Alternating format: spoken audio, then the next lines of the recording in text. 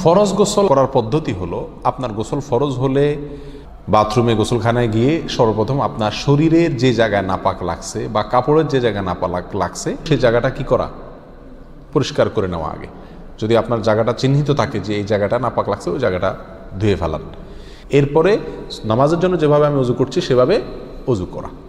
এরপরে অজু করা, হাতের কবজি ধোয়া, এরপরে কুলি করা, নাকে পানি দেওয়া, মুখ ধোয়া, হাতের কোণে পর্যন্ত ধোয়া, মাথা মাসা করা, এরকম অজু করা। অজু করার পরে এবার আপনি গোসল করেন। সেটা শাওয়ার দিয়ে আপনি মাথার উপরে পানি ঢেলে হোক আর আপনার মগ দিয়া হোক, যেভাবে হোক আপনি গোসল করেন। গোসল করা শেষ হয়ে গেলে, গোসল করে যখন বের হয়ে যাবেন, তখন যাওয়ার আগ দিয়া ওই যে পাও ধোয়া বাকি আছে হুজুর, যাওয়ার আগ দিয়া পায়ের ওখানে পানি ঢেলে টাকনো পর্যন্ত পাও ধুয়ে ফেললেন, বাস গোসল হয়ে গেল।